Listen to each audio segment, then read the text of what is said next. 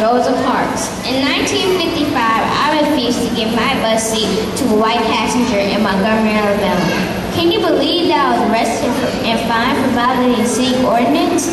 I didn't know at the time that my accident would actually begin a movement that ended legal segregation in all.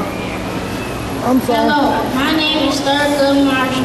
As a lawyer, in 1954, I helped win the landmark case Brown versus Board of Education, which ended segregation in public schools across America.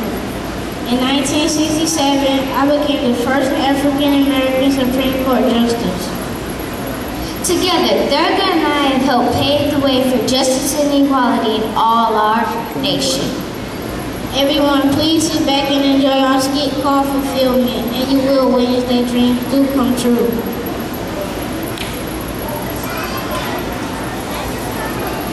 I thought you could use a cup of coffee. That is the spot, thanks. What are you doing here all alone? I was just thinking. About what? About how we got here. Sometimes I still can't believe it. Is this really happening? I hope so, otherwise I'm furniture in the wrong house. Seriously, you ever stop to think what a crazy ride this has been? Sometimes. Did you ever think you'd be having coffee at the White House? As a guest maybe, but as a first lady never. Well, that's not entirely true. It crossed my mind once or twice after I met you. Really? Of course, I could see in your eyes you were made for greatness. Go, baby. We've come a long way, haven't we? We sure have. There had many that paved our way.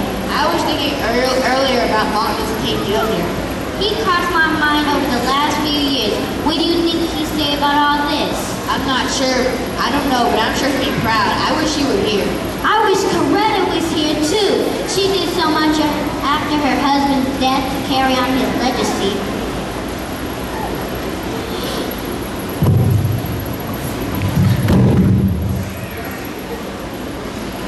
What is it? Are you okay? What's wrong? Wake up. Oh dear, is she going to be alright? Coretta. How is it possible?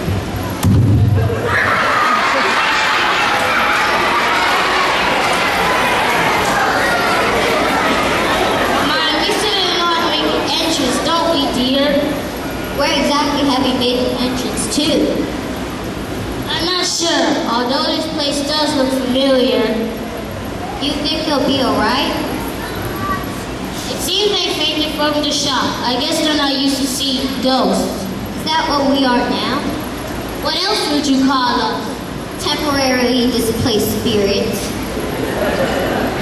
Whatever we are, the real question is, what are we doing here? Who are they?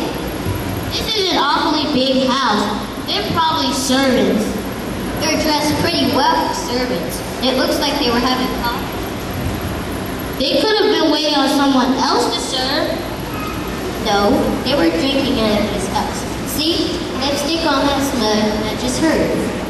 Who are you, Sherlock Holmes? I'm simply trying to point out that they seem right here at home. I wonder who they are. It's so strange. I know I've been here before, but I can't quite place it. What happened? You fainted, dear. This isn't possible. You're Coretta King and you're Martin Luther King Jr. Well, sir, we seem to be at a disadvantage. You know us, and we don't know you. You look very familiar. Wait, you're Barack Obama. You were the Senator of Illinois, and you were a member of the Senate. Yes, ma'am. This is my wife, Michelle. It's nice to meet you, both of you. I can't tell what an honor it is to meet the two of you. We were just discussing about, how should I put this? We were just talking about how wonderful it would be if you were here, Mr. King. Please, call me Martin. I'm not sure if I can. Many are honored. If you don't mind me asking, where are we exactly? Perhaps we should all sit down. Come on, baby.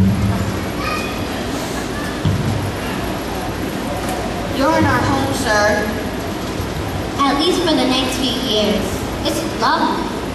It looks so familiar. If I'm not mistaken, I believe you have been here, sir. We're in Washington, D.C. This is the White House. Yes, sir. I believe you may have been here when Lyndon B. Johnson was president. Yes, I knew I'd been here before. May I ask why you folks aren't here? You said this is your home. Have the headquarters of Washington been relocated? Nothing like that, sir. I'm not sure how to tell you this, Mr. Martin. Mr. King. Ma'am, Biden is never going to believe this. Joe Biden? Yes, ma'am. Joe Biden is the Vice President of the United States. It's me. You don't know what a great privilege to tell you this, Mr. King.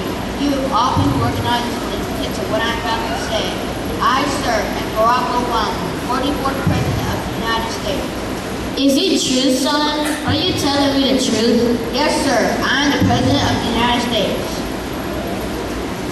It's the God-honest truth, Mr. King.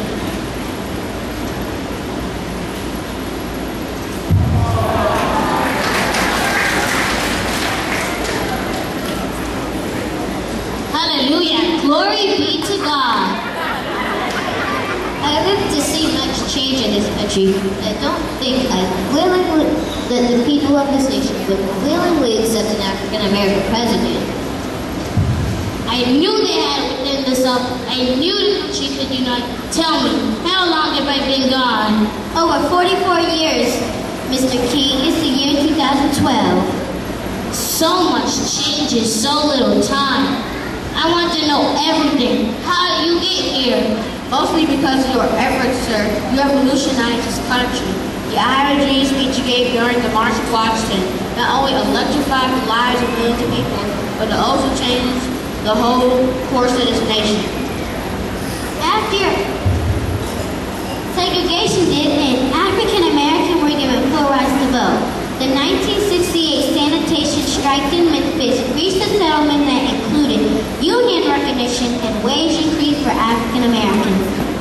After your death, you received dozens of honorary degrees, the Presidential Medal of Freedom, and you were named third-grade American in history. Not to mention the top 10 list for Person of the Century. Your legacy continues to this day, sir. I'm but a humble servant. I did participate in the events to receive my acclimates and recognition. I did what I did for my country because I believed it was right.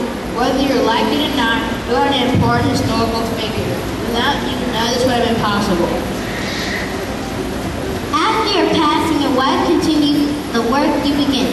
Coretta took up the civil rights cause, even truly leading it herself. She brought in the focus you began to include women's rights, economic issues, and world peace. She fought to make your birthday a national holiday. She fought against policies of violence.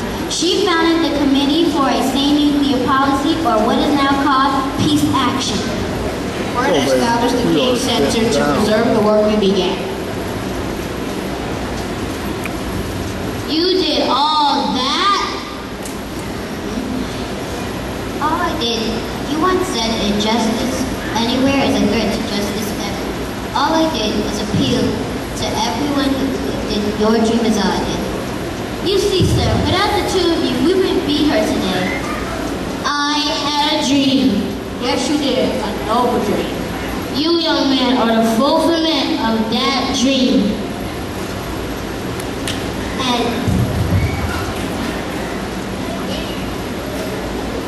I just had a thought. What is it, my dear? That's well with you. You've been given the chance to see your life's dream fulfilled.